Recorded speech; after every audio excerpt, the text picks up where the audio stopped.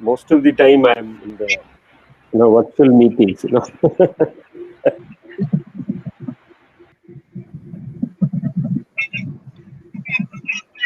Hi, welcome everyone.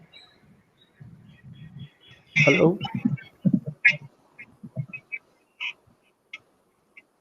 Hello, Shashi. Hello, Arun Raj. Yeah. Hi, Mohan. Good morning, Dr. Mohan. Good morning, Professor Jankiram. Good morning. Good morning. And Arun, you are on mute. Yeah, yep. Hi, Shashi. So Prashant is from Airmeet. Yes, Prashant is on from Airmeet. Good morning, Prashant. Good morning, all. Good morning, Prashant. All right, so we should get started. I think what we need to do is to have, I think you need to have our Subramaniam and Professor Radhakrishna come on board. Yeah, they have come. Hi, KVS. Good morning. Good morning. Suprabhat. Good morning, Radhakrishna. Good morning. Good morning, Jonathan. Yes, sir. So I think it's about 8:02, and if everybody is almost there, the whole quorum is there, I think we should just get started.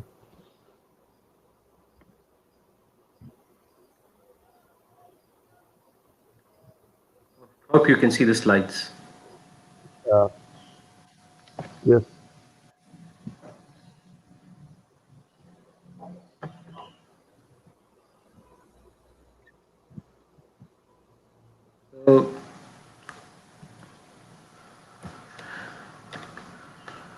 So you are having the slides, KVS? Yes. For the first 5 minutes. So let's get started. Shri Guru Bhyo Namaha. Good morning and welcome to the 9th IEEE Conference on Cloud Computing for Emerging Markets. This is a 4-day event starting today, and it's a virtual event sponsored by the IEEE Computer Society, the TCSVC. And let me just quickly outline what we have today, and in the next few minutes. So this is an overview of the program that we have. So as in any conference, there is a selection of keynotes from very distinguished speakers who share their experience of having done research and where the trend is today. And we have speakers from CMU, from CAG, Google, Couchbase, IBM, and Microsoft Research about various trending topics in the area of cloud computing, big data, and analytics.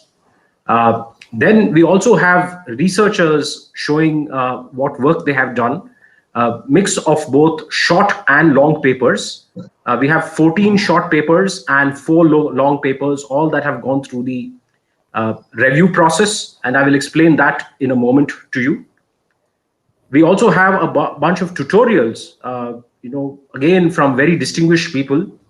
The advantage of the virtual event is we have people from all over the world being able to participate in this session. We're covering areas like quantum computings, VMs, containers, how to modernize applications, multimodal AI, and analytics. So it covers a whole gamut of areas. We also have a small session for research scholars, be it aspiring researchers doing their PhDs, to get feedback on their work. We have 5 such proposals this year, and this session is scheduled for, I think, the Friday and Saturday. To encourage young students, budding engineering students, to showcase their talent, we have what is called a very unique part in this conference, which is called the Student Project Showcase Proposal, where they demonstrate a working model of their idea, and we give feedback and encourage such students so that these will be our budding researchers for tomorrow. if you also have people who want to showcase their ideas and take them forward, which is a little more later stage, and they want to kind of take it to building a product, then for such people, we have what's called the Techno-Biz Plan Showcase Proposal, which is also a very integral part of this conference. To take you quickly over the flair that we have given this year, the number of entries that we have received from various countries. We've received from Asia, from Europe, a large number of submissions from Europe and from Asia. There are not so many submissions from the US. Hopefully next year we will start seeing, with the way the conference is going, we'll see a lot more participation from the US next year. Program committee, we have people from both the industry and the academia. We have participation from the US, Europe, Asia, Africa, and India in this in the program committee. And you can see papers submitted from Europe, Africa, and Asia. Total amount of participation in terms of registrations into the conference is approximately 150. And I hope that all of you have a great time learning a lot of new things in this conference.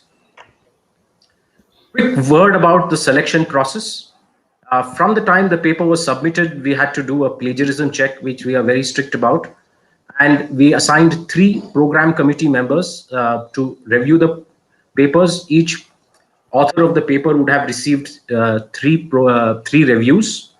There was a further scrutiny by the selection committee to decide whether to accept the paper as, in case of there is a full paper, accept it as a full paper. In case it's a full paper, but the work is not complete, then some of the papers were moved on and they were accepted as a short paper. That is what you see on the graphic on the left. We received roughly 48 full papers, about 50 full papers, and we accepted only 4 of these as full papers. Some of these were marked as moving to the short paper track. The short paper track itself received about 18 papers, and we accepted about 3 from that. Approximately 20% acceptance rate, which is pretty tough. So I think the people who have got papers in have had to go through a tough competition. What you're going to see today, at least in the morning session, so we've staggered the morning entire conference because it's a virtual event. We have a short morning session for about 3 hours, and again an evening session for 2.5. So we're going to have a virtual lamp lighting, as is in the tradition, to start the conference. We have an inaugural keynote by Professor Alex Webbell. I hope I'm really looking forward to this event. It's going to be a great talk. And we have a couple of full research papers and about 3 short research papers. The entire conference schedule is at the website. Please visit our website to see the entire schedule. I'm going to hand over the stage to Dr. T.S. Mohan to take us through the virtual lamp lighting ceremony. And you can see he's a distinguished researcher. And Mohan, the stage is all yours. It's my pleasure. Thank you, Professor KVS. It's nice to hear this introduction. I am too humble to get all those descriptions that you put on the screen. Quickly, let me just share that the IEEE International Conference on Cloud Computing in Emerging Markets has a very distinguished track record, and this is the 9th edition of it. We are very glad to say we have been able to reach out to the unreached population of young, budding researchers and scientists and enthusiasts, if I may kind of say so, who are spread across the academia, the industry, the startup ecospace, and to be able to get all of them together under a single platform. We also been able to innovate in several ways, which include the ability to groom and nurture the talent on how to articulate their thoughts. And that's how we had this very, very interesting concept of pre-conference workshop conducted about 6 months before the conference, where we take submissions, very half-baked submissions, and give them real feedback by the experts, so they really get to fine-tune their work and submit a paper of international quality, which is going past the international review committees. We also have something called the Student Project Showcase, where we really strongly encourage students to get hands-on and get to submit beautiful working projects which can be showcased. Similarly, we also understand that engineers in the modern world have to have a sense of business in their decision-making, the trade-offs that they need to undertake. Therefore, we have a techno-business plan showcase, which is different from a typical business plan showcase that business schools conduct. And that's been successful too. So we have a lot of unique things, including a research symposium for students of MS and PhD to come and showcase their half-done ideas and take feedback from an expert audience. Having said that, we have an excellent team which has been helping run this conference for a period of 8 years now. And I'd like to take this opportunity of introducing and inviting them to share their thoughts on various aspects of this conference. We now invite Mr. Sri Krishnan Venkateswaran, who's a master inventor and distinguished engineer from IBM Cloud. He's the CTO of Cloud Center of Excellence within IBM Global Technology Services, to take over and share his thoughts for a couple of minutes. Sri Krishnan. Thanks, Mohan. Good morning, everyone. I'm Sri Krishnan, and I'm one of the general chairs of this year's conference. The CCEM started almost exactly at the time when cloud computing and 4G and high-speed internet arrived in emerging markets and started impacting ordinary lives. And over 9 years of operation, the CCEM has achieved international acceptance in the speaker. This year, like you just pointed out, we had research-based participants from 6 emerging markets across Asia, Africa, and Eastern Europe. And in the tutorial track, we will have distinguished technologists speaking to us from 4 continents for the next 4 days. And it's not easy to manage a conference with 6 tracks, as you can imagine, and that too in a virtual fashion, which calls for intricate preparation and planning. And we are lucky that the CCEM organizing committee is blessed with a passionate team of volunteers who are solely focused on give back and public good. The composition of this committed crew includes the multifaceted program committee, Technobiz program leads, student POC leads, tutorial chairs, the finance chair, the outreach team, and the digital chairs who had to do innovative work this year, given the virtual nature of the conference. And it has been an honor to serve alongside this intense group. No words to express how grateful I am. And finally, a warm welcome to the speakers and all participants. Thank you all for coming, and have a lively and vibrant conference for the next week. Thank you, Mohan. Thank you, Krishnan. That was a wonderful sweep of what the conference is all about.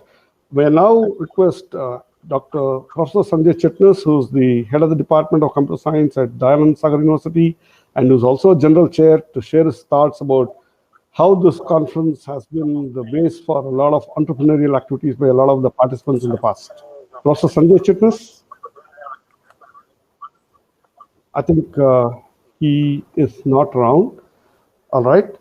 I would like to then invite the finance chair, Vaijayanti Desai from IBM. She has been the pillar of organizing and running the finances of our conference. And this year particularly has been very, very tough. So Vaijayanti, your few thoughts on running this conference. Mute. You're on mute, Vaijayanti.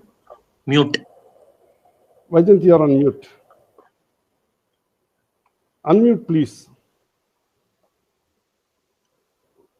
Vaijayanti, you are unmute. Unmute it. Please unmute. Are you able to hear me? Vaijayanti? Oh, I'm so sorry. Please continue. So you're able to hear me now? So good morning, good afternoon, and good evening to all. As you're all aware of the disruption COVID-19 has made in our lives, the first thing that came to our mind while planning the IEEE CCEM 2020 is the safety and well-being of everyone concerned with the conference. So we decided to go virtual conference for its 9th edition, and which is otherwise successfully conducted physically from Bangalore for all these years. And so planning a virtual event that aligns to our goal gave a different dimension to our thinking. The estimations, minimalistic approach to the spend, global outreach, and the impact that we wanted to create, etc., helped us to come up with the thrifty budget planning, very affordable registrations for students and professionals without compromising the quality of the event. Though evaluating the virtual platform, vendors, and selecting the one who would align with our objectives was one of the biggest challenges that we had this time.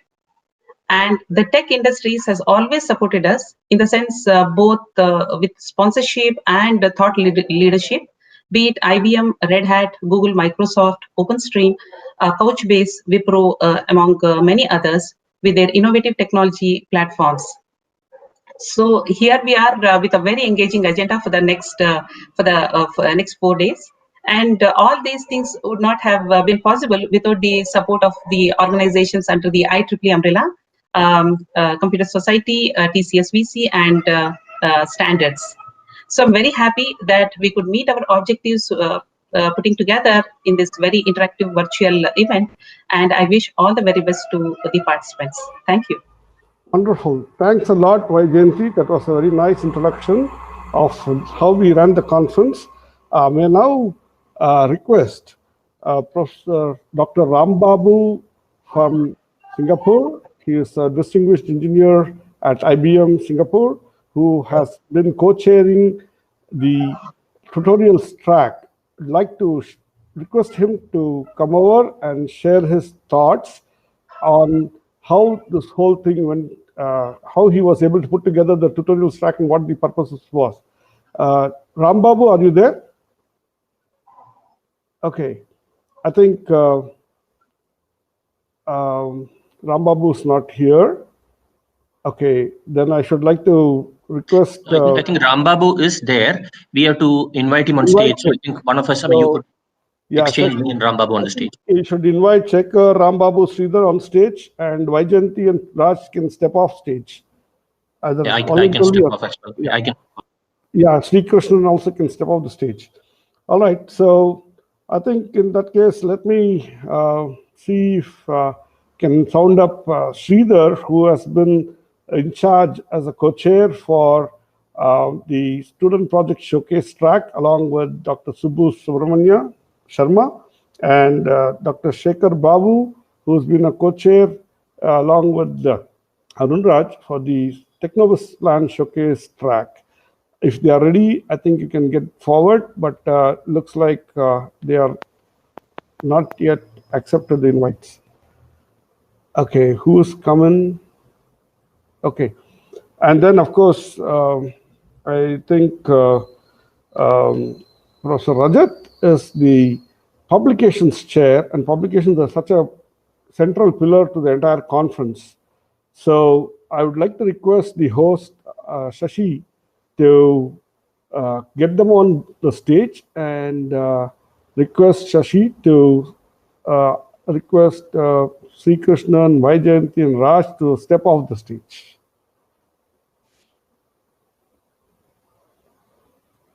Okay, I think. Can I give Mohan? It's getting done actually. Just 1 second. All right, Shashi, are you there? Can you hear me, please? Yeah, Mohan, Dr. Mohan. Yeah, can you please request take of Sri Krishnan, Vaijayanti, and Arun Raj to step off the stage, and can you please bring in Sridhar, Shekhar Babu, Rajat, Rambabu on the stage? Yeah, sure. Yeah. Madam, can you also, you can yourself also get off from the stage, and so that others can come on the stage. So how do you do that? How do you step off the stage? What is it? How do you step off the stage? Oh, you have to. Very simple, Shashi. You just need to click on them, and there's a red button that comes. You click on that, they'll be taken off stage. So, for example, Sri Krishna is there, right? Okay, fine. So bring Sanjay in, please. Yeah, I'm bringing Sanjay on stage now. Yeah. You can take off Raj, take off Vaijayanti.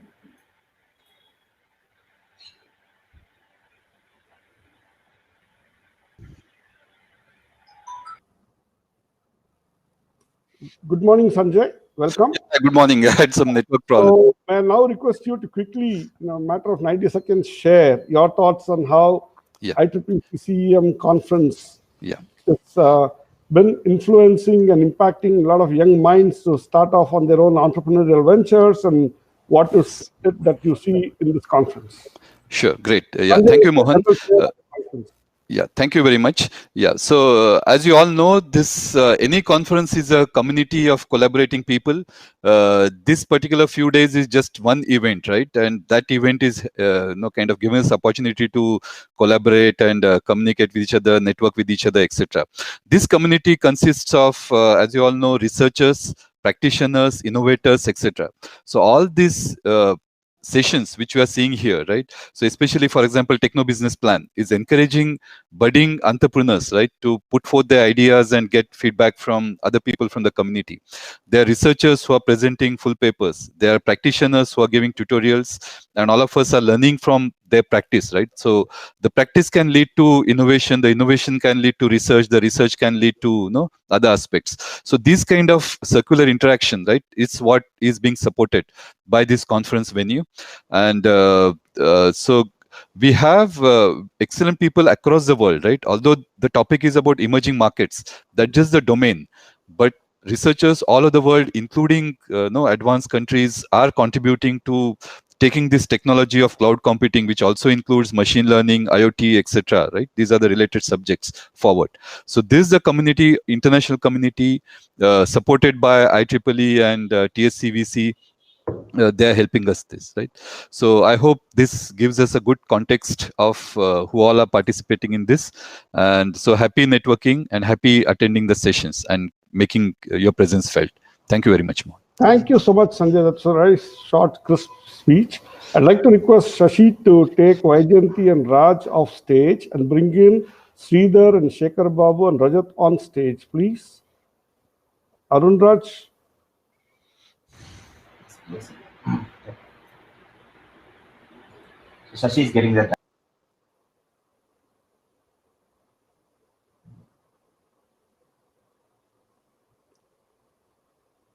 So while we are awaiting this, let me share a few thoughts too.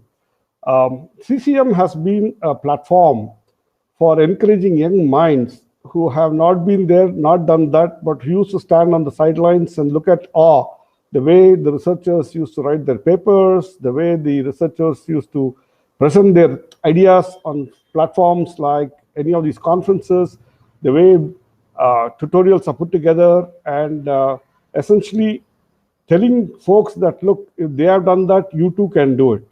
So CCM has been in the forefront of grooming talent, if I may kind of say so, and not just within India, but across the world. We have been very fortunate to have a consistently performing team that has been enabling a lot of folks to be brought onto this platform, to be able to nurture and groom them, both in terms of articulating innovation and articulating evidence-oriented presentations or claims, and getting them to really get into the mainstream of doing innovation and research.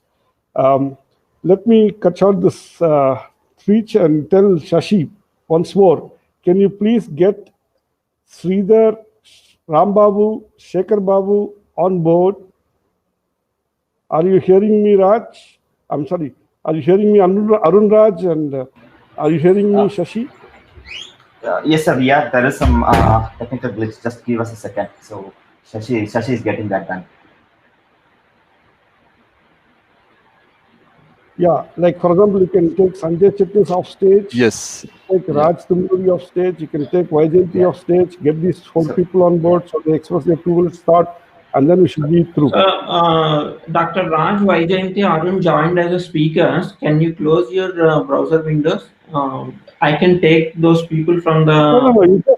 Here's a small trick, Shashi. Yeah. Just go onto the screen, and if you look at Vaijayanti, you click on that Vaijayanti's box. You'll find 3 options, one of which is a red colored one. You click on that, she'll be taken off stage. Correct, Dr. Gopal. Kindly do the same for Raj. Kindly do the same for Sanjay, and get these 3 people on board. Let them share their thoughts, and we are done. It's about time. So I'd like to request. Yeah. Very good. Now that's exactly what you need to do. Quickly get Ram Babu and Sridhar and Shekhar Babu on board, on stage. I'm bringing Ram Babu onto the stage now. Yeah. Okay, Ram Babu, Sridhar and Shekhar, if you're hearing me, as soon as you get the accept invite, please accept immediately. All right. Okay, Ram Babu, Dr. Ram Babu is a distinguished engineer at IBM, and he's the tutorial co-chair. I'd like to request him to share his thoughts about the co-chair team of how they went about putting this tutorial program together in about 90 seconds, please. Ram Babu? Yes, good morning, everyone. A warm welcome to IEEE CCEM 2020. We have lined up exciting tutorial sessions for you, well aligned with the conference theme and the emerging markets. Right? We have the sessions on the quantum, Kubernetes, multimodal AI, the data science, and modernizing the cloud applications, and also on the trending technologies. Right? We have the speakers from Microsoft, Google, Wipro, CMU, Zurich Institute of Applied Sciences, and so on, delivering these sessions. Hope you will enjoy these sessions and get best out of them. Over to Mohan. Thank you. Thank you, Ram Babu. That was so nice, sweet, and crisp. So may now request. I think while Shashi gets people on board and off stage and on stage, I'd like to request Professor Janakiram to, as a chair of the steering committee, to share his thoughts about the CCEM conference. Professor Janakiram from IIT Madras. He's a distinguished professor there in the world, working in the world of distributed systems in the Department of Computer Science. Professor Janakiram.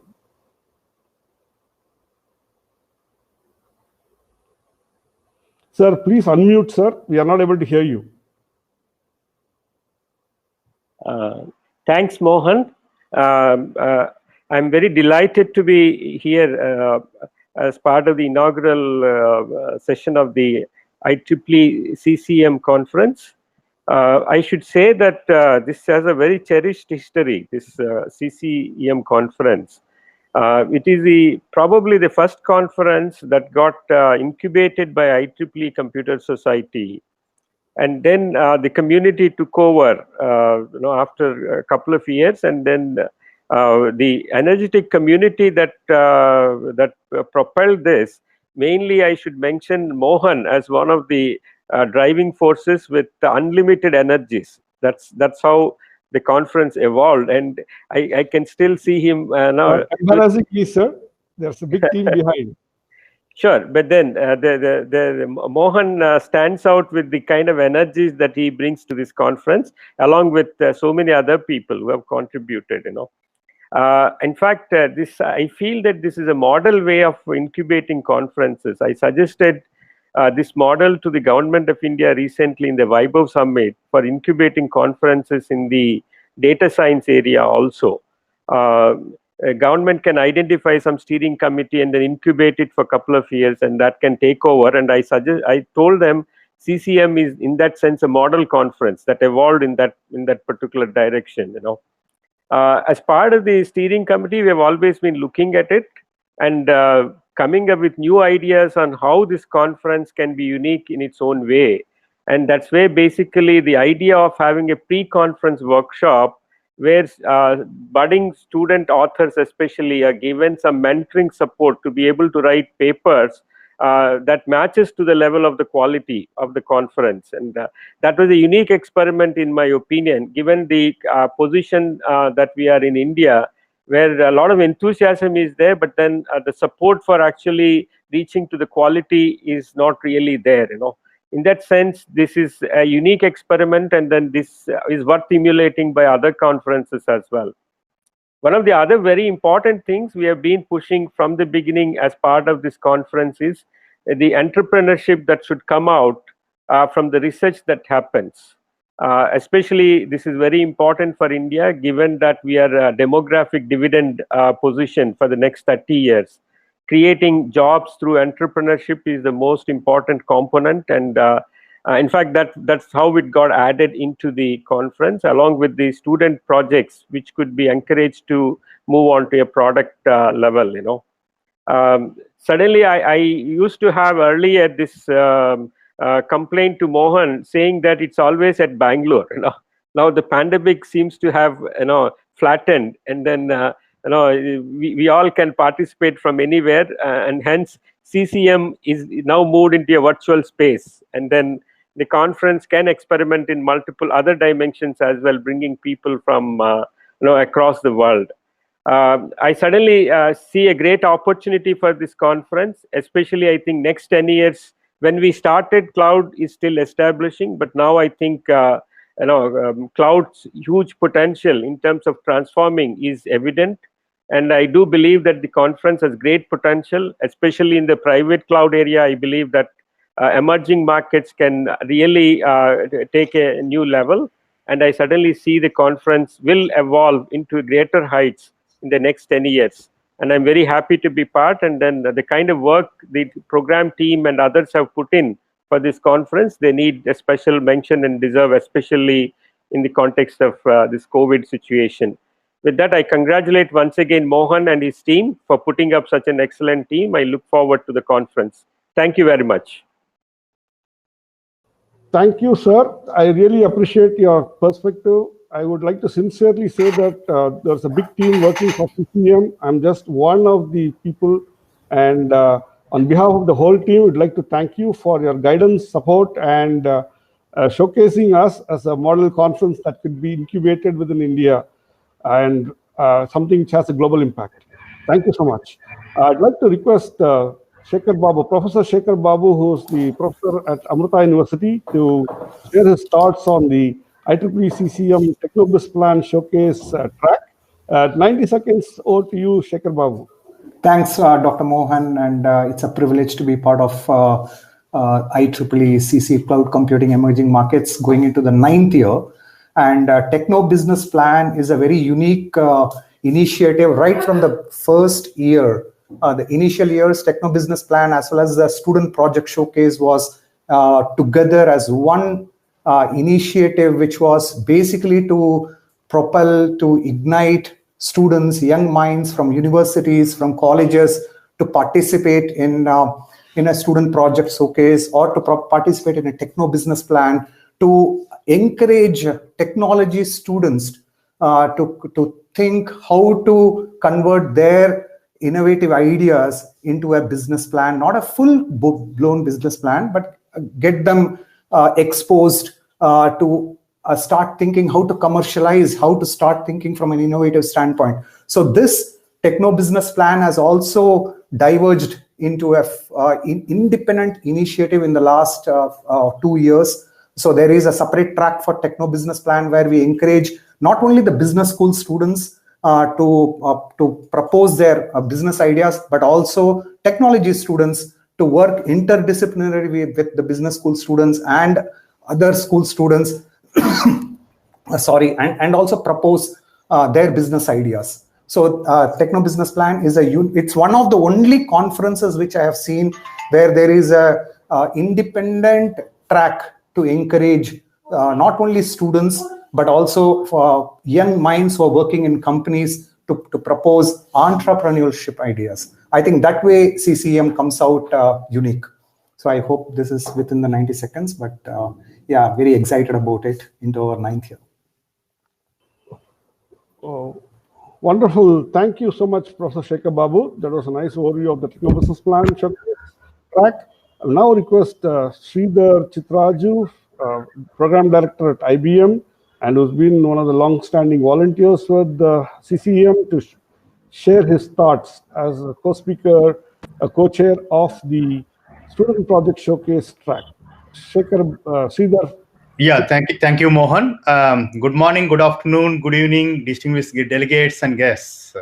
Student Project Showcase is uniquely designed and positioned to nurture the technical talent and to inculcate innovative thinking in the students in the emerging markets, especially India, right? By giving an opportunity to graduate and postgraduate students to showcase their academic projects, to analyze how cloud computing or other allied technologies like big data, AI, deep learning, multimodal IoT technologies can be leveraged to address the problems of emerging markets. So we have been seeing a lot of active participation in the previous years from the student community. And this year, we are uniquely positioned, and a lot of overseas participation, not only limited to India. We have across India as well as overseas participation from the students.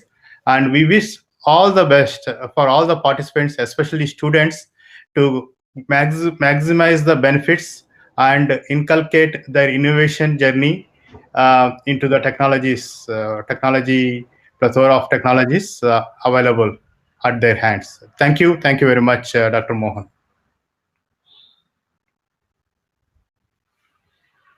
Dr. Mohan? Dr. Mohan, you're on mute. Thank you, Sridhar. I'm sorry for this. I had muted it up. Thank you, Sridhar, for this brief, nice overview of the Student Project Showcase track. Now I'd like to request Professor Rajat Vasudev Murthy, who's a professor at BMS College of Engineering in Bangalore, to share his thoughts about being the publication chair of this whole conference. Professor Rajat. Many thanks, Dr. Mohan, for having me in this conference. So firstly, good morning, good afternoon, and good evening to all the participants. And paper publication, as you know, is the main pillar of IEEE CCEM, like any other international conference worth its name. This time around, as was presented earlier, we have 4 full research papers and 14 short research papers, which will be presented at the conference. So we are looking forward to all your presentations. And as is very well known, the conference papers will be indexed in Scopus, and also they will be available on IEEE Explore in a month or 2 from now. So I take this opportunity to remind all the authors of the accepted papers to submit your final camera-ready version and also transfer the copyright of your paper to IEEE.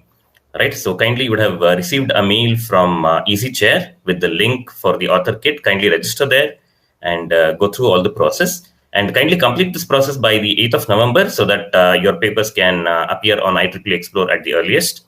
And in case you face any difficulty, any issues, or if you need, for whatever reason, a little more time, please reach out to us. And with this, I would like to welcome you all to the conference. Have a very nice time and have a very happy conference and happy learning and happy networking and interacting. Thank you so much. Wonderful. Thank you so much, Professor Rajat. Friends, a very warm welcome to the conference. And I'd like to share that this is the team who are representatives of their tracks, right? There are co-chairs, they have their co-chair colleagues and members who have worked hard to make this conference happen. On that note, I'd like to say a big thank you to all of these people and to you all who are attending this program right now. And like to hand over to Professor K.V. Subramaniam and Professor Radhakrishna. Professor Radhakrishna. Thank you, Professor Mohan. Good morning to everyone. And today's our keynote speaker, Professor Alex Webbell. And actually, there is not much introduction required for the professor, as he was well known in the academia, research, and also industrial community. However, as part of the tradition, we have to introduce Professor Alex Webbell, and I request Professor Raj Tumuluri to introduce. Before that, I just introduce Professor Raj Tumuluri. It's my great pleasure to introduce him as one of the general chairs of this prestigious conference, CCEM 2020. And Raj Tumuluri is the principal of OpenStream USA, and is an inventor and co-author of several multimodal interaction standards at the World Wide Web Consortium, commonly referred as W3C. And his articles and book chapters were published in ACM and other reputed publications. And his current areas of research focuses on improving user experience, leveraging context in multimodal interaction using machine learning. Now I request Raj to introduce our inaugural keynote speaker, Professor Alex Webbell, to the audience and invite him to inaugurate the conference with a virtual lamp lighting. Over to Raj. May I now intervene? And if you don't mind, Raj, I think there's this beautiful voice-activated, multimodal, multi-person lamp lighting inauguration on the cloud, which needs to be done. And it will be nice if you could I should request KVS, if you don't mind, Professor Ramakrishna, I would like to request Professor KVS to do the honors. Arun, could you please share your screen in the virtual lamp? Yeah, Arun Raj, please share your screen, please.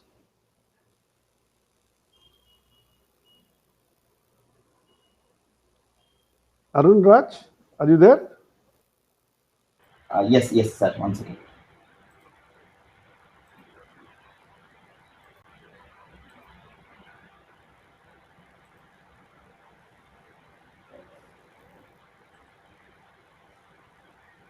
So, so this is a virtual lamp lighting.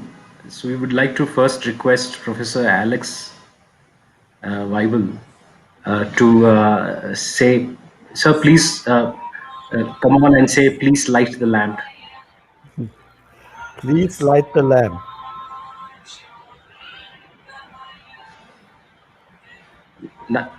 Now I would like to request Professor Janaki Raman to say, please light the lamp. Sir, you're on mute. Yeah, you just need to say, please light the lamp. Please light the lamp. Now we have Dr. Mohan. Dr. Mohan, please say, please light the lamp. Please light the auspicious lamp. Inaugurate this conference. And Raj, may I request you to say, please light the lamp. Could you also bring Vajayanti on stage? Please light the lamp. Right. It's not complete till the Shakti component of our team, lights the lamp. So, may I request Vajayanti to come on?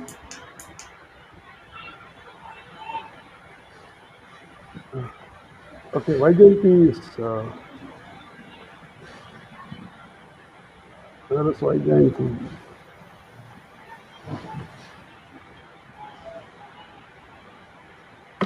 Shashi, could you bring Vajayanti on stage, please? Well, while Vajayanti comes on board, if I may kind of take this opportunity to explain to Professor Alex Weibel why this little ceremony. Professor Weibel, it's a little tradition in India and in the Indian diaspora to start the program with the lighting of the lamp. And we have been doing this every year, and we thought we should do it virtually this year. And since you are into this world of voice-activated, multimodal human interactions and the natural language understanding, this is a little thing that we put together fast and short. Mohan, for us, lamp signifies knowledge. Knowledge. Yes. Exactly. Lamp signifies knowledge, and by this conference, we are sharing the light of the lamp of knowledge across to all the participants. Yeah. So, Vajayanti, may I request you to please say, please light the lamp. Please light the lamp. Okay, there you are. So I think congratulations to everybody. I think the program has. So I'll hand over to Raj and I'll go off stage. Yes. Now over to Raj. Thank you so much for that inauguration. It's my privilege and honor to introduce the world-renowned Professor Alex Webbell. He's a professor of computer science at Carnegie Mellon University and also at KIT Germany. He is the director of International Center for Advanced Communication Technologies. Webbell is internationally known for his work in artificial intelligence, machine learning, multimodal interfaces, and speech translation systems. He and his team developed early neural network-based speech and language systems, including the time delay neural network, which has subsequently become known as convolutional neural network. Combining such advances in machine learning with the work on better multimodal interfaces, Webbell devoted decades of his work to developing fast speech translation and simultaneous interpretation solutions in effort to overcome language barriers. He published extensively in the field, more than 900 publications and greater than 30,000 citations, and his H-index is greater than 88. Received numerous patents and awards and founded more than 10 companies in an effort to transfer academic results to practical deployment, which seems to be the theme of CCEM as well. Webbell is a member of National Academy of Sciences of Germany and is a fellow of IEEE, and he received his BS and MS and PhD degrees from MIT and CMU respectively. And more importantly, most of you may know, one of his companies is called Jibigo, his product, and that is used by European Parliament and also United Nations for real-time simultaneous translation from one to many. And his company was subsequently acquired by Facebook, and he went on to start the first machine learning and natural language understanding lab at Facebook before returning to the academia at Carnegie Mellon University. It's again my privilege and honor to introduce the world-renowned Professor Alex Webbell as the chief guest to give inaugural keynote. Over to you, Professor Webbell. Well, Raj, thank you very much for your very kind introduction. And it is so nice to be with you, even though I would have been much rather be with you in person. And now here I am remotely and having to try to compete in entertainment value with the US election, which is probably impossible. So I ask you for forgiveness if I'm keeping you from something that is maybe much more entertaining to watch, but I will try to make it at least worth your while. So let me begin by switching to my slides. So what I would like to talk to you about is some of this work that we like to do. And so the title of my talk, can you see this all? Yes, sir, we can see it. Yep. Okay. So the title of my talk is Intelligent Systems and Language Transparent World.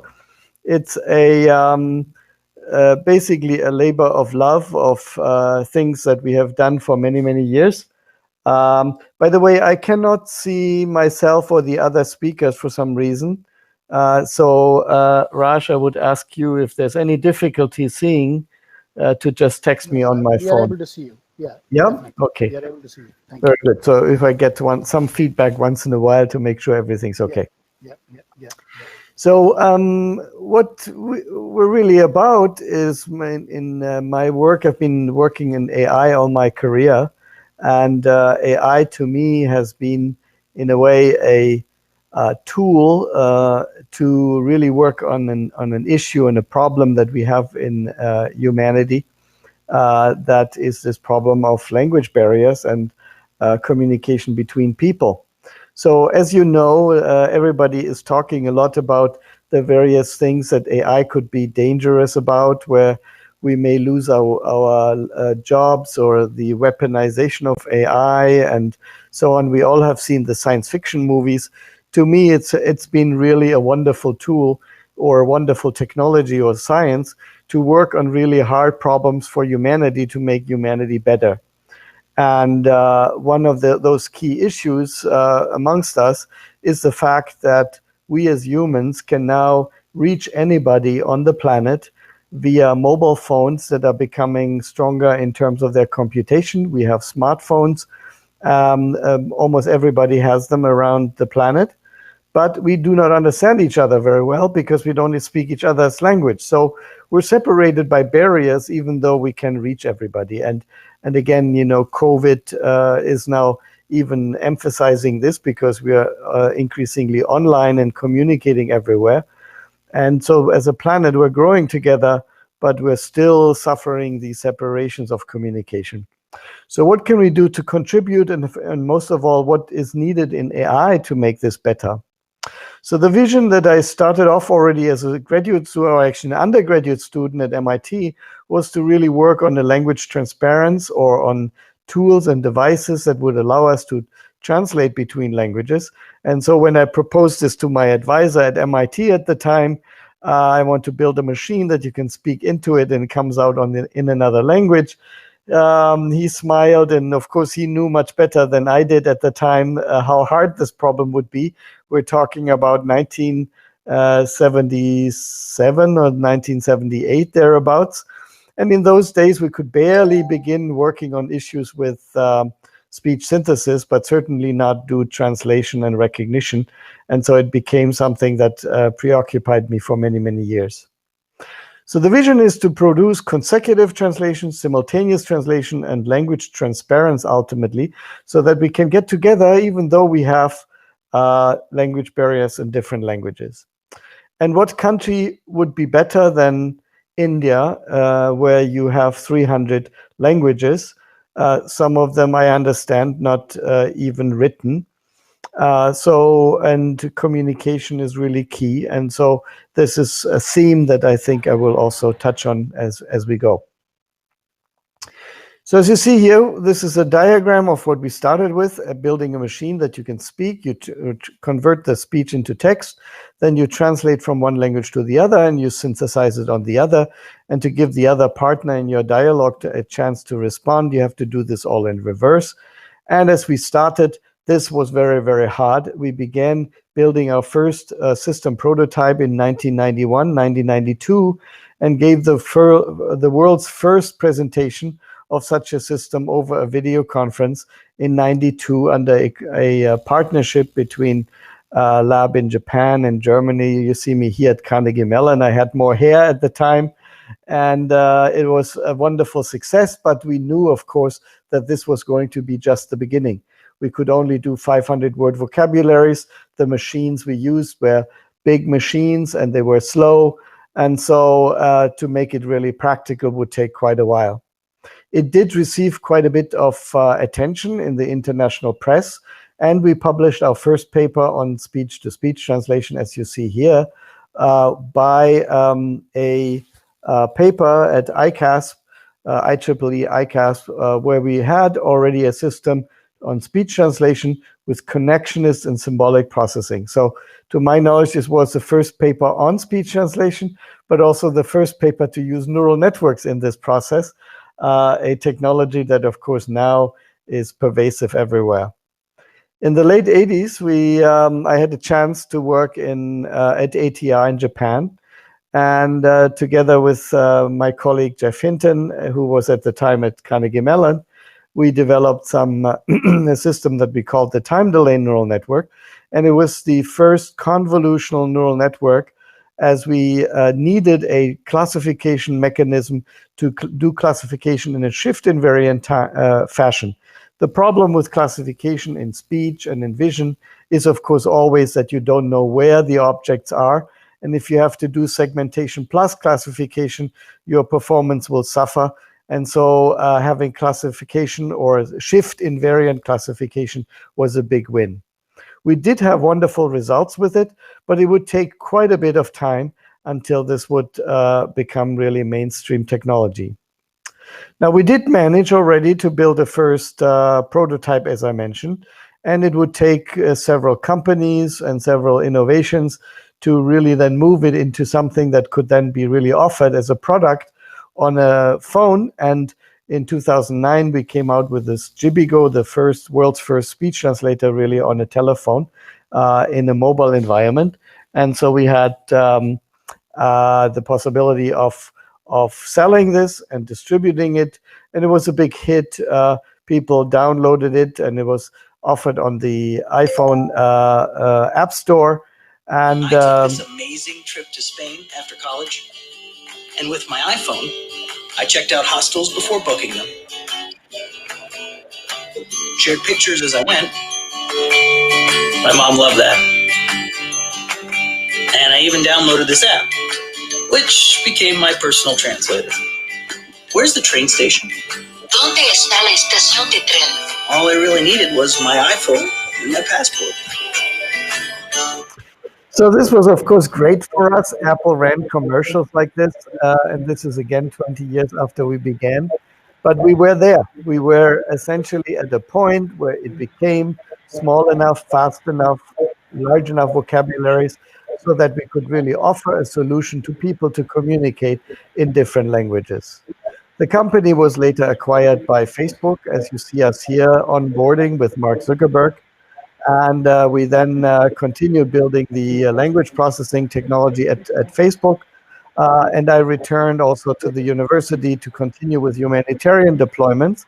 Humanitarian deployments are, again, a love of mine because I feel this is where we can really bring this technology to improve humanity by allowing, for example, healthcare providers to provide better communication with patients. Here was an exercise in Thailand that we did between healthcare providers and patients. Here one in Cambodia. And recently we have a large project from the German government to help build communication or translation devices for the European refugee crisis, in particular providing speech translation dialogue machines between Arabic and German. Now, another thing we're doing is, and very active on, is lecture translation. It was noted by our president in Karlsruhe in Germany at the time that we have a lot of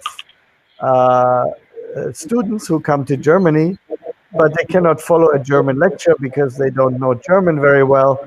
And so can we build a machine that would simultaneously interpret lectures from German to English or to other languages?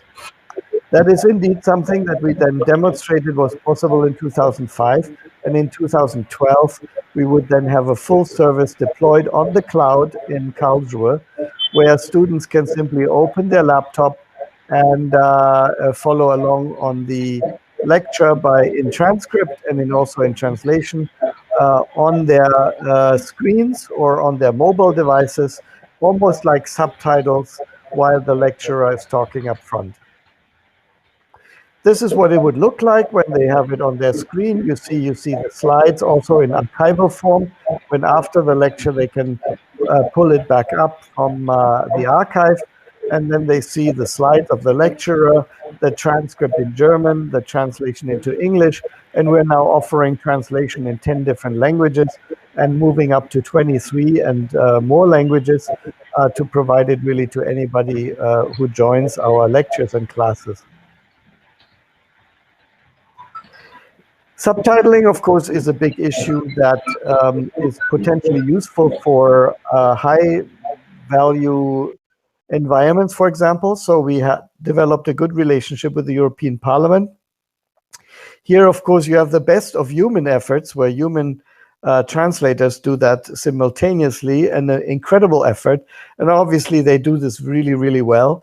But even there, they told us that they cannot keep up with the demand of translation and interpretation services and needs, and so they have certain conferences and certain events where the human service is not sufficient. For example, voting sessions, when all the parliamentarians are in the main hall and they're making votes. It is boring and repetitive, but still stressful and demanding for the human interpreters. So you see us here on the right in a collaboration where we have our automatic systems and a human interpreter testing these systems out. We also here, you see us with the Secretary General of the European Parliament doing the first machine interpreted session at the European Parliament in January 2018. And they're beginning now to roll out technology in a broad way so that people have the choice. This does not replace humans because, again, AI is not as advanced that it can do that, but it is certainly a complement to the service the incredible need. Now, let me talk about the science of all of this. This is, of course, the applications and how this all becomes practical. But I'd like to also talk to you about why this took 20 years, why it is hard, and what needs to be done in research to make this all a continuing success and to bring our world closer to each other. The big problem, of course, why this is a AI hard problem, language translation and speech translation, is that language is ambiguous at all levels.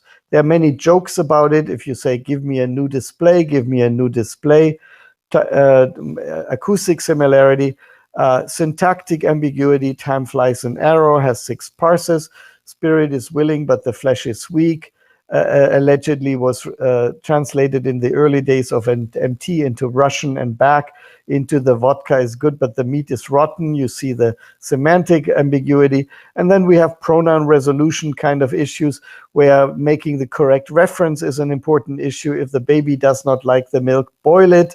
Do you mean boiling the milk or boiling the baby? Of course, we hope that we pick the right object, which is the milk. But as we do this as humans, we do this, of course, with common sense because we understand the world around us. And that is, again, a very difficult problem for AI. Language is also multimodal. And I understand you have heard wonderful lectures from Raj already on this important area of multimodality. And I believe really in this issue because communication between humans isn't just verbal or textual. We start from day one with a combination of different signals. We see facial expressions, we see gestures, we point and touch and feel, and all of this gives us context to interpret the world. So in any successful AI system really must take advantage of the redundancy and the robustness offered to us by the multiplicity of signals that we transmit.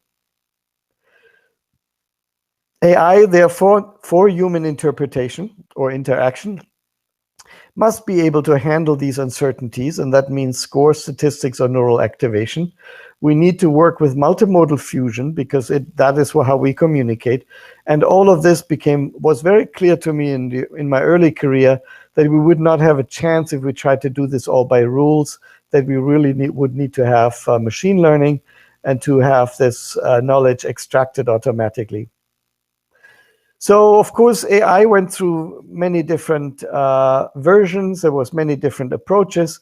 And I started with some statistical techniques. And then in the late 80s, really became interested in this new emerging idea of multi-layer perceptrons, which were extensions of what people had already explored earlier with perceptrons. But now they were multi-layer perceptrons.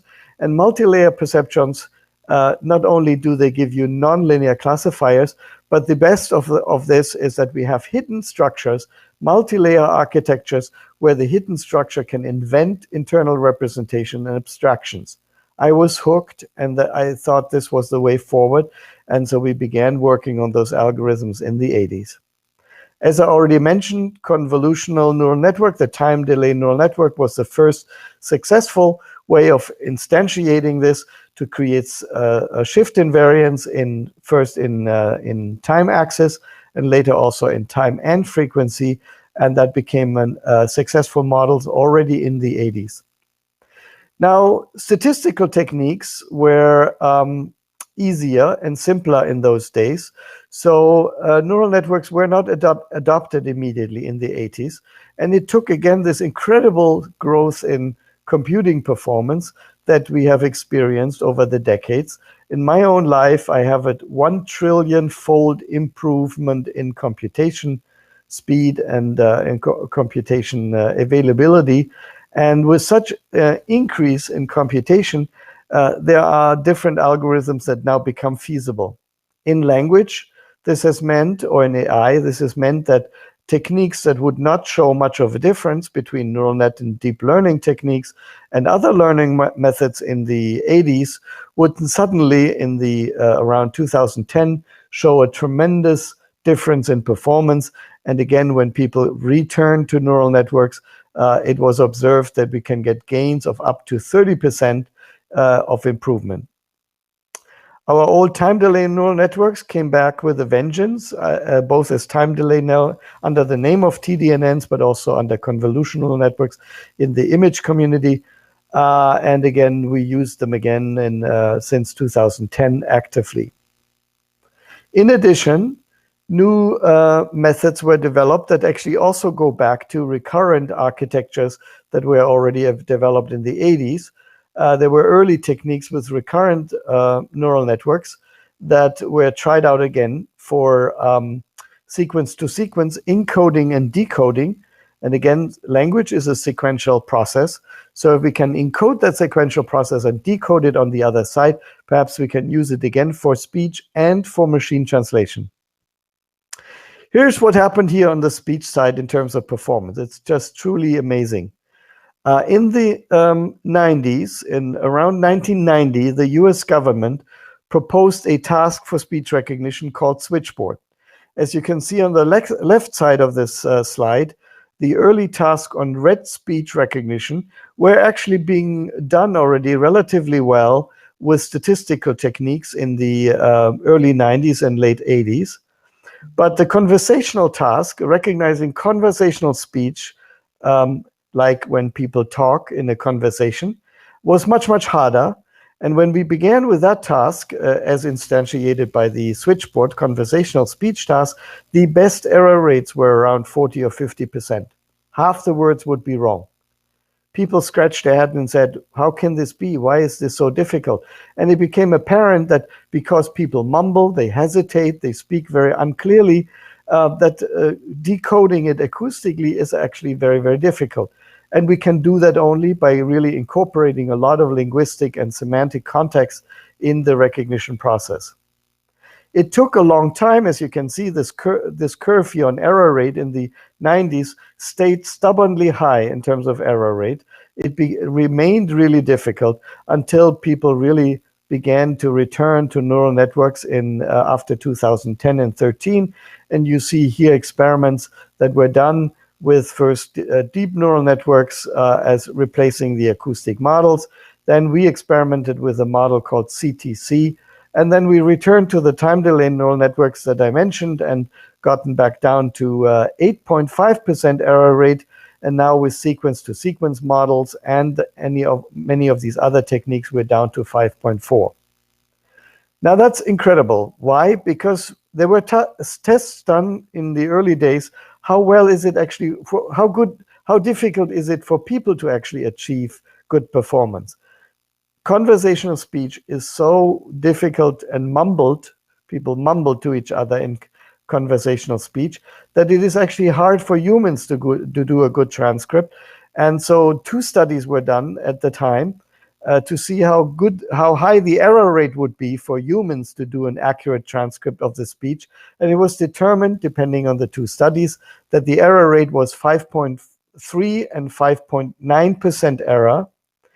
And it took then all of these different methods that you see here and many, many research groups over all of this time to finally arrive at superhuman performance. And this is actually a result we just had last month, where we could actually show that we are now achieving superhuman performance on this task. This is the error rate for human performance, as you see. And the blue curve is speech recognition of a machine. And it's also done under low latency and real-time performance. There were earlier attempts that were getting good results, but they were slow combined systems where interpolation was done with many different strategies. And we were able to also squeeze the runtime performance in just the last few weeks. So this is, we're very happy about this result, that we can now say we can have superhuman performance both in speed and accuracy on a very, very difficult task that was originally considered to be a hard or impossible AI task.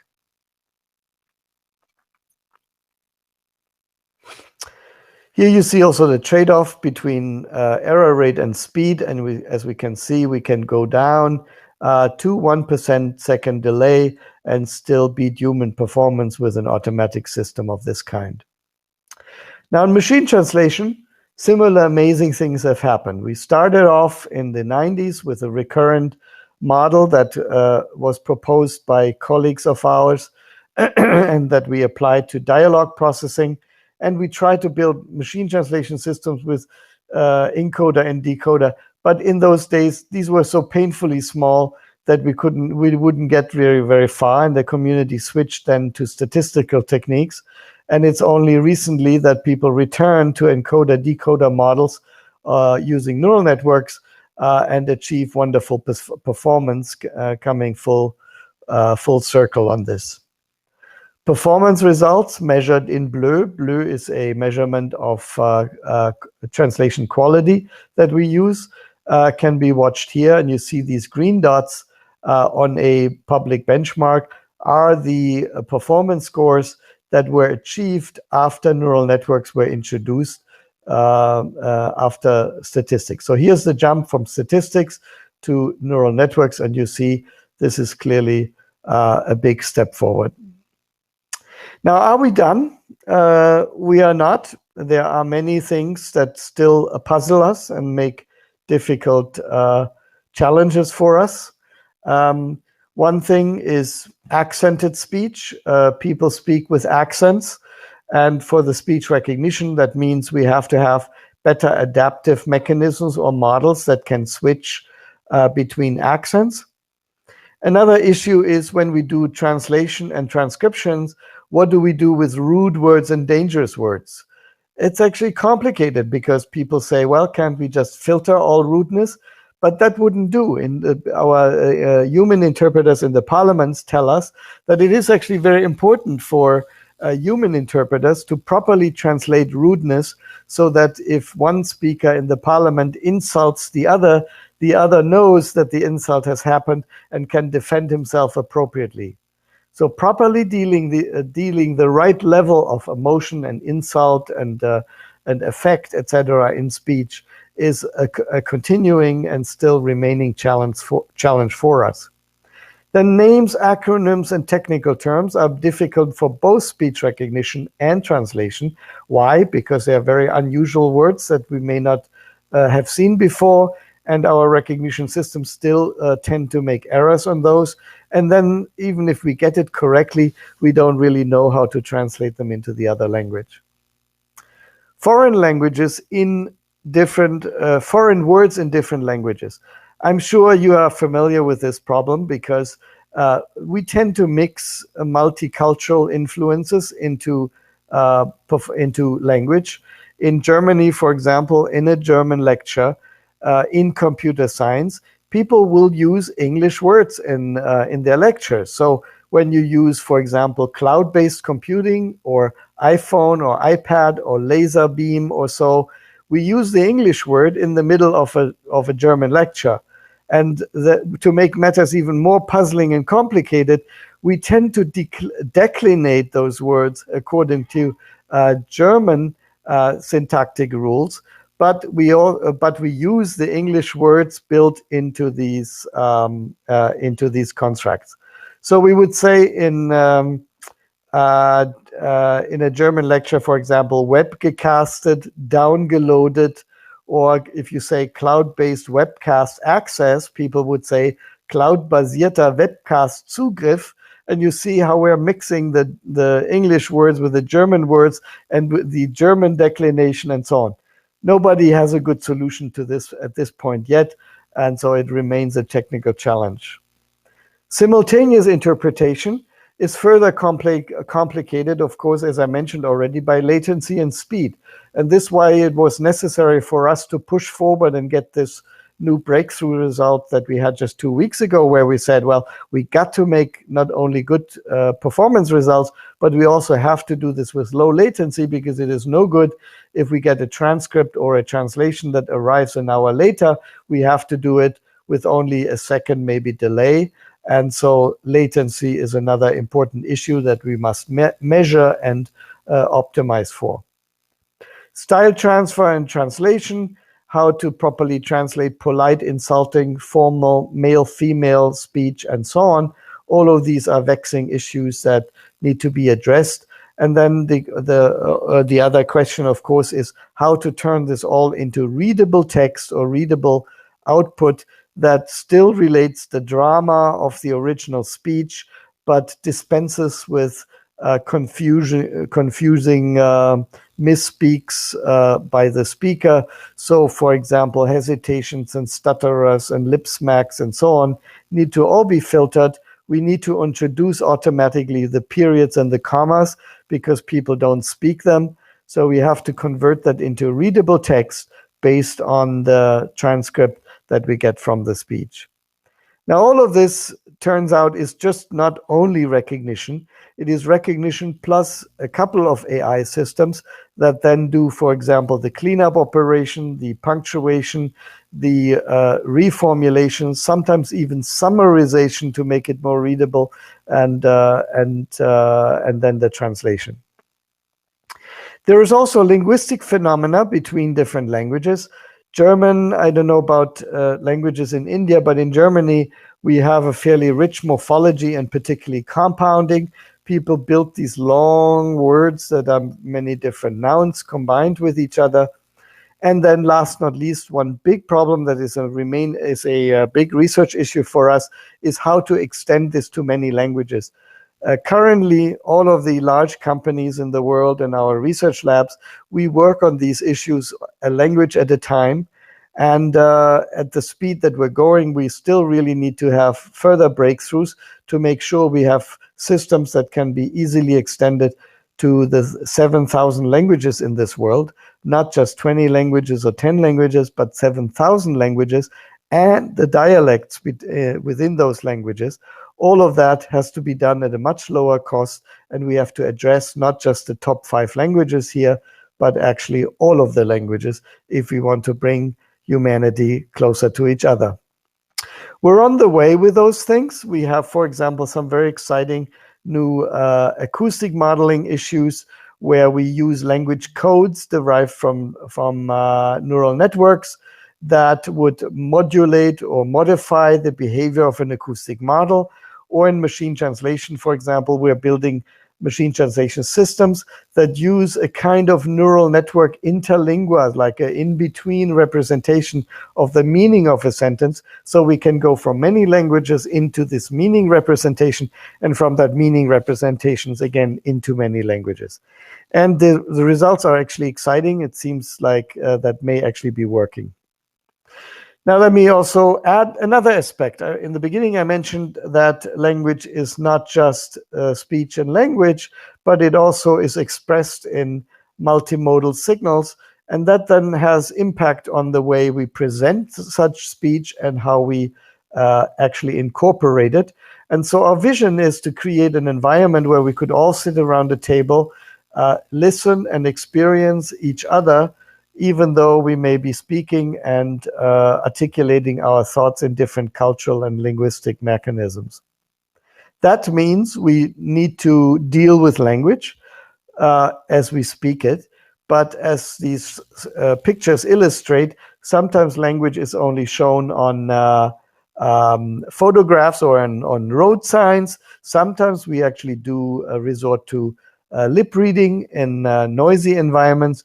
We sometimes use charts and handwriting, and language is then encoded in yet another way. And then if we want to listen and hear or look at what the other people are saying, we don't want to do that by interfering with them, but we want to get this as simultaneous interpretation services. And so you might consider translation goggles, and we invented the first one there in 2005, and Google Glass and others have also been doing that. You can build targeted audio speakers. You can build mobile phones with cameras, and this was our earliest prototype in 2001, where you can take road sign pictures and translate them. But the story does not end here either. One big issue that we also have is how do we in fact know who somebody is talking to? When we have an open meeting and people are discussing with each other, we also need to know who the speaker is, and which speaker is speaking to what other speaker. And that means tracking also the focus of attention of a person, articulating where, who they are talking to and who is speaking, so that we can build readable text that, for example, would name the speakers named on the record and so on, so we can interpret this better in translation. Emotion is a big issue, and that's puzzled us also, and there's a continuing research item since the 90s when we began this, where the question is, you know, if I speak angry, happy, afraid, or sad, all of this has to be expressed appropriately. Go to sleep now. Go to sleep now. Go to sleep now. So different emotions obviously can be tracked in the voice, but also in the words, and our translation has to reflect that. Now, we are in a conference for cloud computing, and you may wonder by now, what does all of this have to do with the cloud? Needless to say, when we're doing a translation service, the cloud is an amazing vehicle for doing all this processing for multiple lectures, multiple events around the globe in different locations, and doing this all in parallel. Our translation services on the phones, where the Jibigo devices that we built and that initially, those were all embedded, everything worked on the phone, and that was important for travel. But if we're sitting in a lecture hall, then doing this in a distributed way via the cloud is clearly the way to go, because in this case, we can apply many more contextual cues and we can do more processing, etc., in the cloud, and this becomes a better way of doing it their way in that case. So what we're saying here is the jury is out where to do this type of computation. Sometimes the cloud is better, and sometimes it is better to do on local devices. So this brings me to another area of research that we're doing recently. We are wondering what is really intelligence? If we have superhuman performance right now in speech recognition, does that mean the singularity has arrived? Robots take over. We are now only toys for robots who are more intelligent than humans. I don't believe any of this, because I believe we're still a long way from having machine intelligence on par with humans. And the reasoning behind it is that intelligence is not only to get human-like performance on certain tasks, but the intelligence is the ability to adapt to change. It is a quote that is attributed to Stephen Hawking, and I could not agree more, that intelligence is really our amazing ability to react and adapt to change, meaning building completely different artifacts when the environment and when the situations change. So recently, we have engaged in a new adventure on building such devices, and it began with looking at the way of the intelligence of humans and how it differs from machines. And the main difference really is that as humans, we learn incrementally, we learn on new data, we don't restart everything, we learn locally and decentralized, and we learn from instruction, and we do so incrementally and interactively. And all of this gets us to a new research project that we have now launched with the German government that we call organic machine learning. And it investigates various new machine learning techniques that get us from a batch learning approach to an interactive and incremental learning technique that is a lifelong learning, very much the way we humans would do it. So this is our latest adventure. We're exploring this around the concept of an instructable humanoid robot. This is a picture of that robot in Germany. We do work on that both at Carnegie Mellon and our German lab, and again, to us, is the way forward. The conclusion on this is, why is this so important? Because we want to bring the world closer to each other. We want to make all of this practical and intelligent so it can serve us properly. And if successful, such organic machine learning needs to be available for better performance in a changing world, but then also to give us independence so that cloud computing and edge computing, the local computing we do and the cloud computing we do, can better cooperate and reduce the exclusive dependence on huge data monopolies, but also give us the strength and intelligence of all of the AIs that we would like to have. And last not least, of course, privacy. One of the big issues with doing everything in the cloud is privacy and security. And so we see a vision of the future where machine learning can happen both in the edge and the cloud, such that we can regain privacy and control without giving up the strength of performance of these new AI artifacts. And with that, I conclude. I thank you very much, and I welcome your questions. Thank you very much.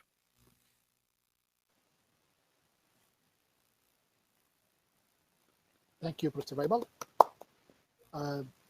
Mohan? So let me see. Anybody else? Go ahead. Questions?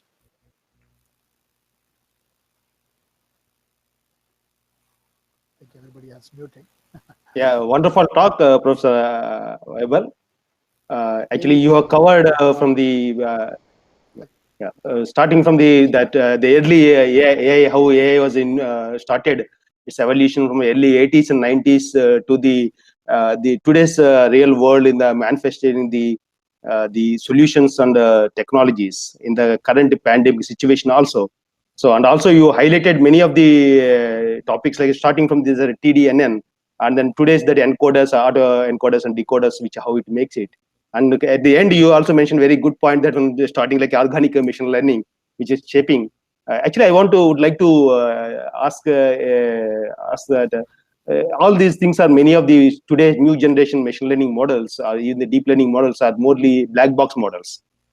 But they're not much interpretable. So, but we are believing too much on that. And even you have mentioned a lot of case studies, how to softening the words which are used by the people who are expressing rude words and everything. Somebody has to softening the words. And also in the voting examples in the European Parliament kind of things. So all these are like based on the black box models. So how can we really believe this kind of models will generate, though we are experiencing a good outcome of it with respect to the latency, accuracy, and speed? Yes, wonderful question, Professor Krishna. And we're getting asked that question many times. How do we build models when we can't explain the content anymore? I view this as an advantage and a disadvantage at the same time. As we as humans in human intelligence, in a way, is like that too. We cannot explain how we drive a car, or how we ride the bicycle, or how we recognize people, but it's not completely blank either. I can explain, for example, how a person looks like. It would not be good enough to do a face recognition. Or I can explain roughly how to drive to a particular location. It's not good enough to drive a car, but I have a cursory notion of what the task is like, and I have a very good idea of where the limits of the performance of that system is, and this is what concerns us. What concerns us is not the fact that we do certain things subconsciously, which is natural and positive. I think that's really the strength of these neural approaches. But at the same time, what bothers us is the fact that the current black box models, like you say, are really totally black box. We have no compartmentalization of the knowledge. We have no self-expression of that knowledge. We don't even have a very good way of articulating limits of performance. And humans are amazingly good at this. I mean, we can tell when we don't know and when we do know, or when we are not so sure, etc. We can say that and we can express that. That's actually precisely this new area of what we call organic machine learning, where we're really trying to build new models that give us an idea of what it is that's going on inside, where a system is supposed to self-articulate and self-reflect on its limitations, so that we can build on it and expand from it in a more intelligent way. Because otherwise we cannot deal with change unless we somehow have an I will tell you in one summary, one of my research obsessions is how to deal with errors. I love errors because errors are a wonderful way in which we humans express our intelligence. We can deal with errors. We can recover from errors. We can explain our errors. We can learn from errors. We can take instruction from the parents when we fail. And all of this is, of course, currently not possible in these black box models. Yeah, thank you very much. Hi, Gopal has a question. Yeah. This is Gopal. Thanks for that wonderful talk, Professor Webbell. I really enjoyed it. So I have a thought and a question. If you have been looking into this, in a world that is in which IoT and cloud at the edge is going to really explode in the coming years, have you thought of, I have a couple of thoughts there. Have you thought of some kind of a language or a chatter in which the IoT sensors can communicate? And because they're continually sensing, there's this, they're sensing the world, there of various things that are going on, and we have such limited visibility. Can there be some kind of a language or a chatter and speech techniques being extended to them, as well as how that comes through in a way that humans can understand, both in terms of taking their signals and making a language out of that and communicating with humans? Yeah, I think it's a wonderful, I don't really have much of an answer for you, I'm afraid, but I think it's a wonderful area to be working on. In fact, our friend Raj, who invited me, and I share a passion for multimodality. And I think at this point, for example, a really interesting direction is to see how you express and internalize this multimodally, right? At the Media Lab at MIT, for example, they had experimented with, different kinds of colors and sounds in which you can, for example, you could have a remote distributed sense of the feeling of another person in another part of the world, right? So if you as a friend are unhappy with my talk, maybe you can signal your emotional feeling and I get some kind of a red lamp, or if Raj says it's time to finish my talk, I'm over time, there might be some kind of signal that is not necessarily speech. It could be a combination of signals that are multimodal, that are colorful, that are playful, and so on. It doesn't have to be only in language, and language is really multimodal in that way. Could we do it in language? Absolutely. I think there's very interesting work going on at our lab and in other labs where, for example, also a conversion of images to language and language to image.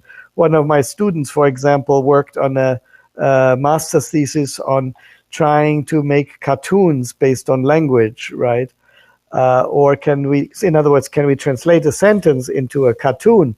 Or can we take a cartoon and translate it into a sentence? And the early results seem to suggest that even that is possible with some of those neural encoder-decoder techniques. And so I think we are going to see a lot more of that type of conversion as we move forward. Very exciting area to be working on, yeah.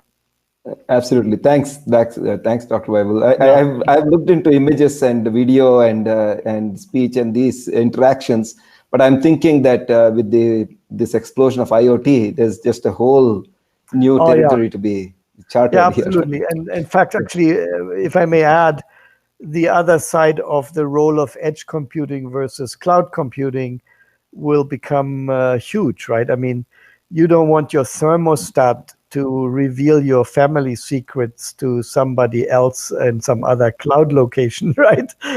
So you want to have control over your local devices. At the same time, you want to build and take advantage of the enormous knowledge and AI capabilities that may be available in the cloud. And so working through these issues, how you trade off control and privacy versus having essentially a worldwide intelligence that we can absorb through cloud computing, that's going to be an amazing challenge. And since we have election today in America, we see the political struggle that comes from this, to what extent are our political processes increasingly influenced by the the social media and the distributed computing possibilities that we have now. It's going to mean huge also political and societal challenges for us to work through. Thank you. Sir, Rajat has some question. He also have one question. Yeah, I think you should go ahead, Professor Janikram. Yeah, I'm done. Professor Weibel, thanks for that wonderful talk. I really enjoyed listening to your ideas. And one of the things that I also keep telling people is, it is not the big data where I work, big data processing. That is really not the key thing. But then, how do you deal with small data plus big data?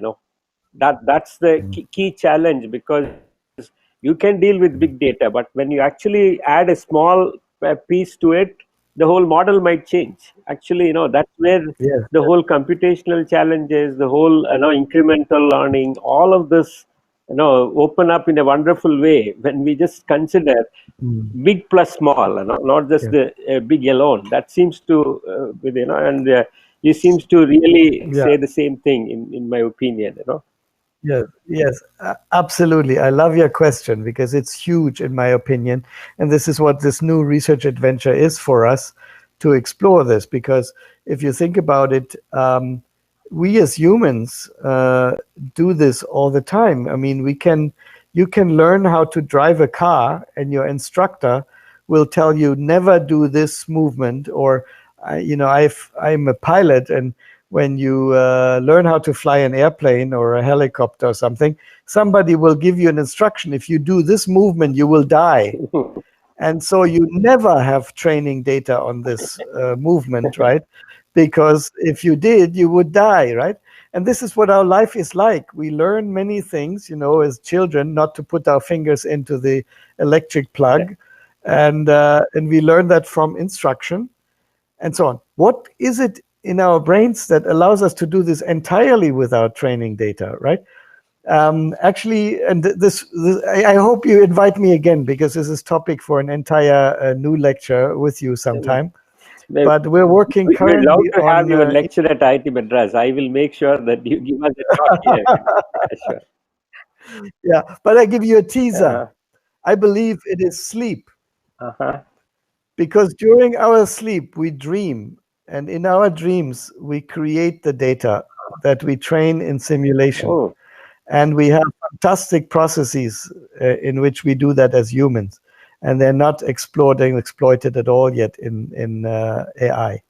So this is roughly the direction that we're going right now, is try to simulate this type of processing. Very fascinating stuff. But as I said, I don't have enough time to get into it right now. It's a great idea. Thanks for actually sharing it with us. Very nice. Yeah. So, Professor Weibel, it was a wonderful talk. I have a question.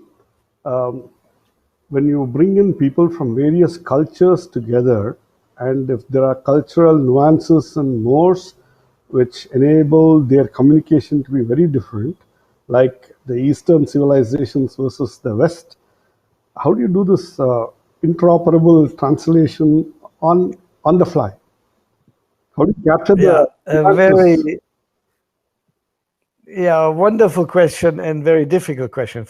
It starts with a much simpler problem. For example, how do you do male-female, right?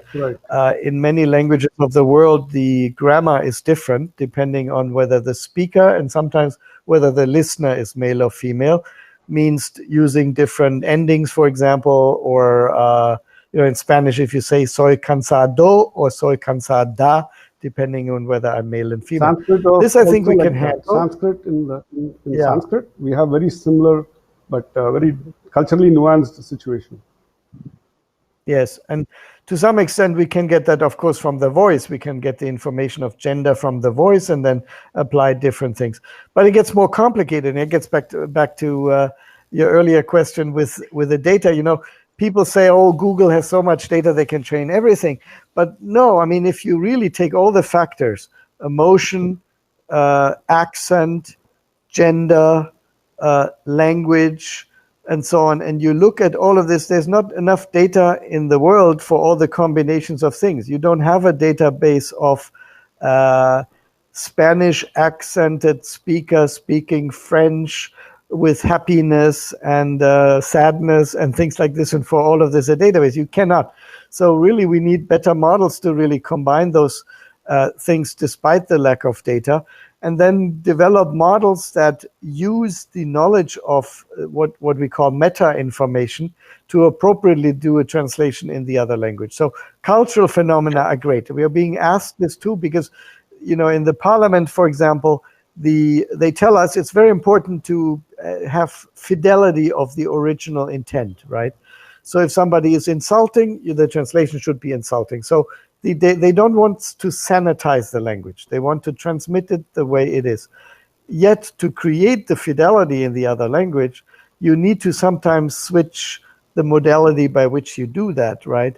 In Japanese, for example, some things are expressed through different endings, and in English, they are expressed different politeness levels, for example, are expressed in different endings, and in English, you do them through different kind of conjunctions. You say, you know, depending on whether you're talking to your family member or to the president of the country, you would use a different formulation of a polite formulation in this kind of conversation. And recognizing the social situation and the cultural situation for the appropriateness is a tough task, but I think we'll eventually get there. Okay. Thank you. That's an important area, I guess, that needs to be investigated. Yeah, very fascinating. Thanks, Professor Weibel, for a wonderful keynote. Can I just come in for a brief question? Absolutely. So Turn on your video. I just wonder, what is the... sorry, I'm traveling, so I guess it's the bandwidth could be an issue. Okay. So I'm just wanting to ask, if suppose somebody is interested in studying a language which is a very old language and not many speakers are available currently, what approach would you suggest? Because in that case, I guess the latency would not be a major issue, but what approach would you suggest one take? Well, it's basically a low resource issue. I mean, if what you're asking in the question is if it is a language that is, are you talking about a language or dialect, etc., that only few people are speaking? That's what I'm hearing you say. And is that correct? Yes, and also some language would be there only in inscriptions, for example, which nobody may be speaking also. So if somebody is studying that, what would you suggest? Yes. So it becomes a low resource issue. Like, for example, if you have old poetic material or old scripts or dialects that are in remote villages, those are all issues where we just don't have enough data. If we had a lot of data, we could just train an independent model. But it gets back to this issue that I mentioned. If we have many of these factors that impinge on the language, we really need to have better techniques to factor those modifiers from the core language. And this is our approach. We have, for example, we have done some work on multilingual models where you might have, for example, a dialect or a accent of your country, and it sounds differently. So you want to modify the behavior of the large network by a model of that dialectal factor. And again, I would need to go into details, but these are all techniques that are aimed at dealing with little data.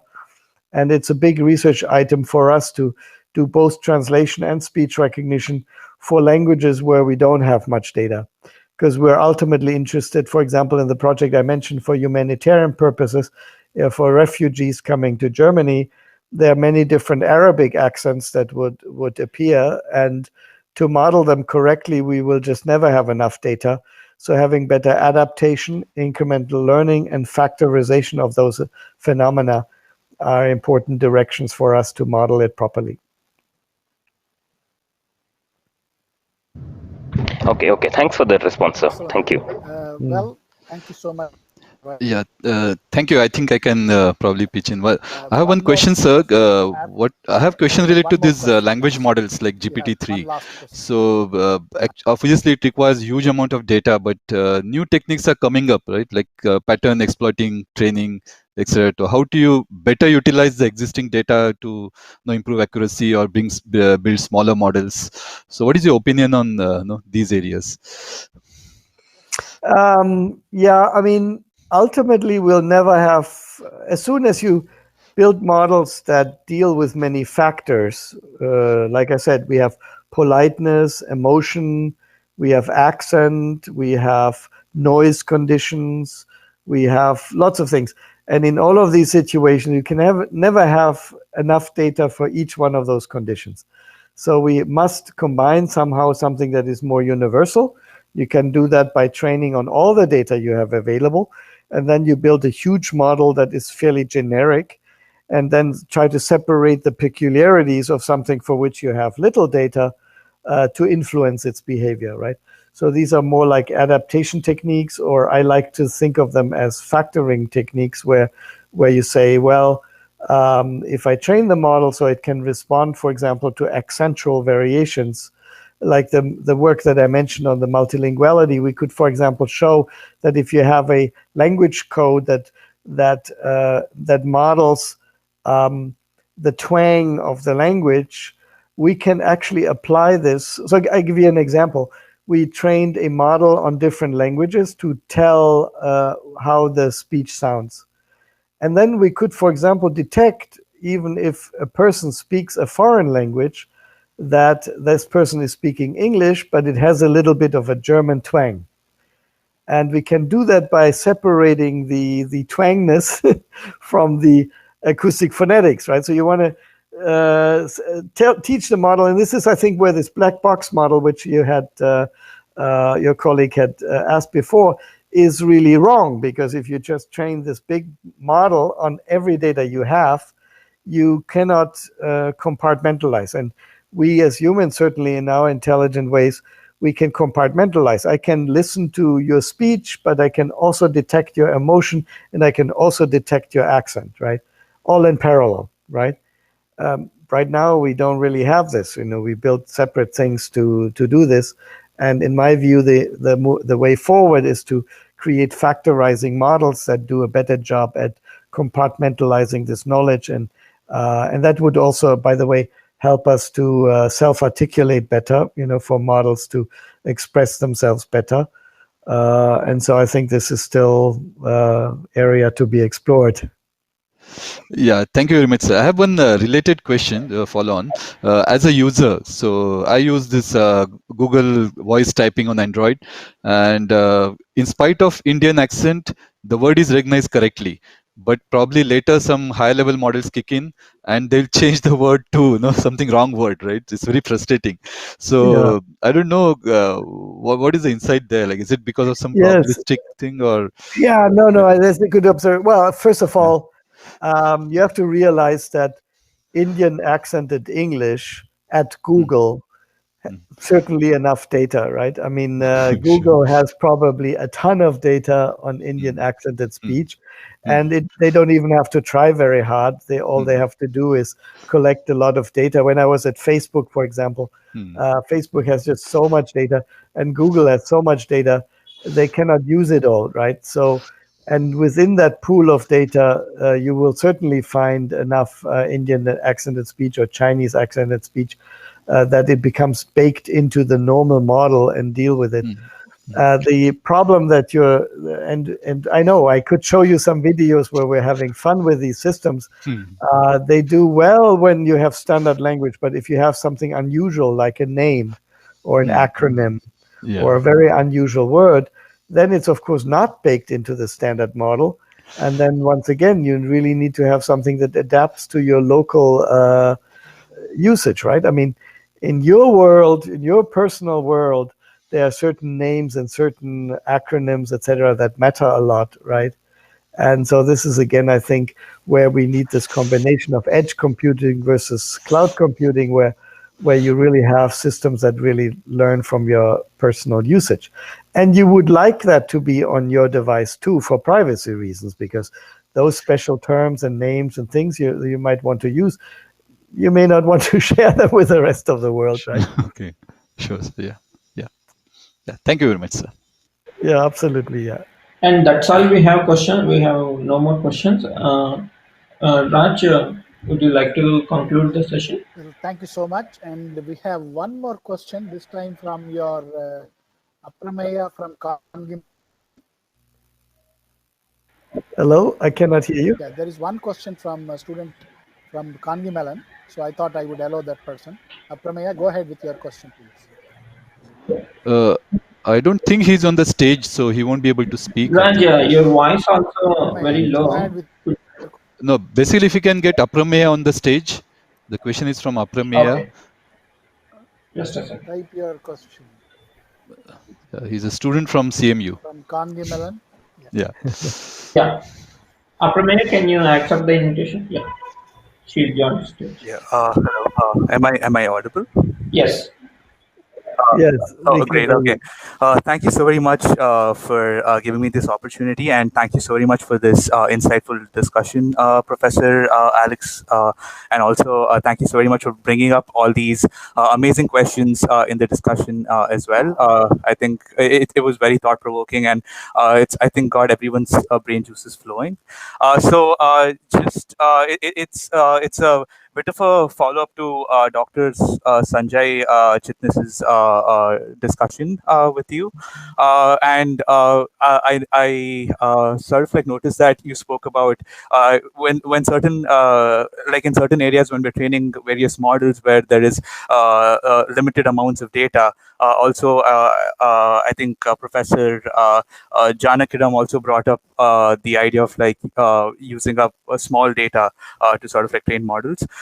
So I was just wondering if you've experimented with any like synthetic data or like synthetic data generation to sort of like try and improve the accuracy where there was like data sort of like missing. Yeah, absolutely. It's a whole area of research called data augmentation, and we use it very aggressively. But it's actually become, excuse me, has become even more important because the models that we now train are end-to-end models. As you know, in speech, for example, we used to build the recognizers by having a language model, an acoustic model, and a dictionary, and so on. But as we build end-to-end models, the performance becomes better, but we lose control over these individual submodules. And that makes it impossible for us to exploit data that is specific to that model. For example, you can use a lot of text in a language to train a language model, but if we no longer have a language model or a dictionary, and it's all baked into the big network, we lose that ability. And one way around it is, in fact, to do data augmentation. You generate synthetic data, and then you simulate that behavior or at the language level by piping it through. And it's a technique that is being used both in machine translation as in speech recognition in various forms. And I think that is actually very important moving forward too. And if you think about it, it's also what I mentioned with human intelligence, the dreaming aspect, I think, is a form of data augmentation where we create artificial data to hone our representations. And so again, I think it's an important research area to make sure that we build models that can exploit that. So in this new OML project, for example, we have a couple of researchers who are dedicated to this data augmentation side of things to see how we can train systems with very, very little data by inventing additional data, if you will. Right. Yeah. Thank you so much, Professor. Yeah, that's really fascinating. The whole aspect about, the research with like how data is augmented while we dream. I think that's extremely interesting. And yeah, thank you so much. Sure. I just have one follow-up this thing, if you permit me. Can I? Absolutely, Thanks, yeah. Dr. With that See, question, this let us question thank of Professor Weibel for augmenting an the excellent and data valuable talk. assumes that there is already a model in some sense, I don't know how the dreaming process, there's the first time I'm hearing about the dream process trying to augment the data. But then my concern when you augment data is that you're already assuming a model. And then in some sense, if you have a model, the data generated just biases your whole model towards that. And then so in that sense, I don't know how dreams will sort of create because dreaming probably creates a new model, complete new set of data, because when you dream, you're not just taking the model and dreaming. Probably this is what I'm thinking. So dreaming may be a different process, but in reality, when we just augment data by just taking a model and creating additional data, that may not really, in my opinion, I'm not sure, but probably that doesn't really yield good results, in my opinion. Yeah. Well, what we do during sleep is we have two different phases, as you know. It's the so-called NREM phases, the non-rapid eye movement phases, and then the rapid eye movement phases, the REM phases. And the NREM phases, in my opinion, are probably there more for consolidation of the representations that we have, while the REM phases are psychotic. People say it's essentially psychotic behavior. You're putting together all kinds of crazy things that don't belong together, and you do that at zero cost. It has no impact. You forget it afterwards, and it has no. It's interesting, for example, also that the REM phases have a chemical disconnect from your physiological effect of emotion, right? So these are very highly emotionally charged psychotic combinations of observations or knowledge we have, and we put them together in all kinds of crazy ways, but they have no effect. They don't kill us, they don't hurt us, we don't feel bad about it, and we wake up and we are refreshed. Why are we refreshed?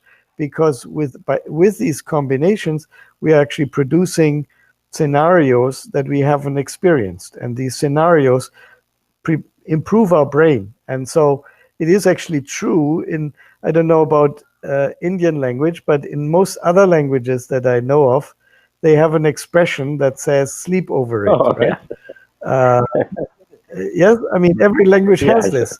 And why is it? Because it works. I mean, we really sleep over it. And in the morning, there's actually studies, psychological studies, that show that our cognitive behavior improves overnight when we were going into it with a problem at hand. So we have a problem at hand, and we actually work on solutions while we sleep. Excellent, yeah. I understand. Probably the sleep needs to be studied much more in detail, probably. Yeah. So it's not the point, to answer your question, the point is it's not just repeating your model by generating more examples of the same thing. It really puts together data that is very unusual with that respect. And so, and again in detail, this is very high level and philosophical. In detail, how we do this, we don't know, but we clearly put together things that are not the ordinary experience we have during the day. We only put together things that relate to the things that were important to us during the day. So we dream about things that were emotionally charged or were important to us, but we put them together in very psychotic ways that we haven't seen. That's so very interesting. I completely agree with you on the dreaming part of things. That's not just replaying your models, but then you are doing something completely different. I fully agree with you. That's it. Yeah. If I may, there's also this story that Raj calculates. has a point that he wants to bring in. Raj?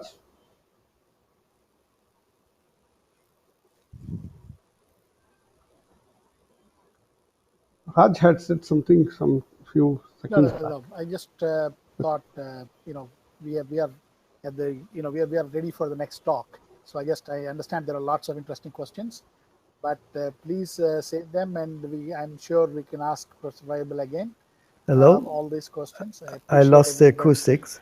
Raj, could you repeat? Cooperation. Professor Webbell, once again, thank you so much for an excellent lecture and for our request Raj to essentially kind of closed the session. Over to you, Mohan. And thank you profusely for the wonderful speech that you gave. And I think I should hand it over to Radhakrishna, Professor Radhakrishna. He is the session chair. Okay. Thank you very much for having me. Yeah, thanks a lot. Thanks to Professor Alex for accepting our invitation and then giving a wonderful talk. And the questions are amazing. And then maybe there are a lot of things has to go in the AI-driven models and AI-driven solutions. And thanks to all of you. Thanks to all the speakers on the stage, and thanks to the audience and who are having put up the questions. So now we'll go ahead with proceed with the next agenda of paper presentations. We will have a session. Thank you, Professor Alex, for the wonderful session. We'll proceed to the next session. We'll end this session now. Yes.